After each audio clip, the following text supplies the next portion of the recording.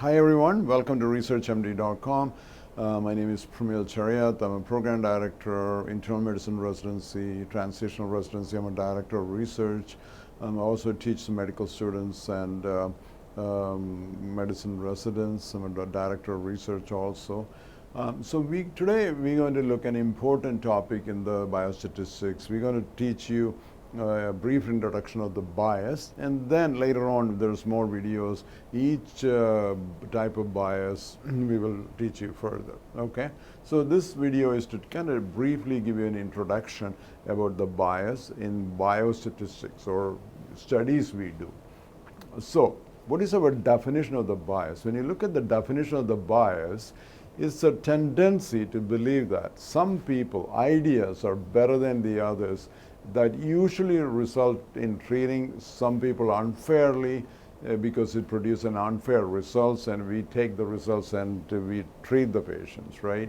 If you look at the concept of bias is the lack of internal validity or incorrect assessment of the association between an exposure and an effect in the target population. So if you have to take the bias, let's put them into three large categories, okay? There's three types of large biases. One is selection bias, one is information bias, and the other one is the interpretation bias. Remember that. Three types of bias: selection bias, information bias, and interpretation bias, okay? Now, what are the things in the selection bias? It occurs when the subjects selected for the study are not representative of the study population.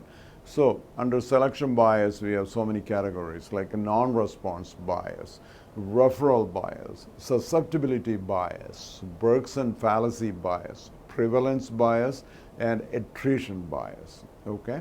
Now let's look at what are the things under information bias. It occurs when inaccurate estimation of an exposure or an outcome, and that includes recall bias, observer expectancy bias, measurement bias, procedure bias, and ascertainment bias, okay?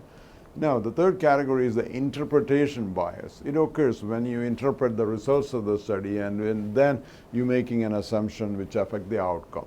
Confounding bias, effect modification bias, lead time bias, and the length time bias, okay?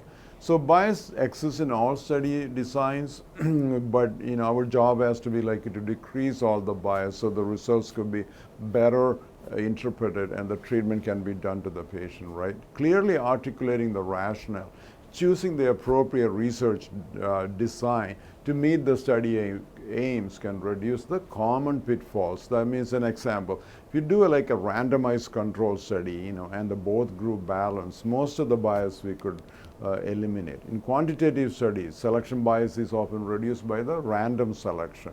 In clinical trials, so randomized control study is the most effective way to make sure the bias is going to be decreased. Thank you so much for watching. We will be back with each of this bias in detailed explanation in the next video.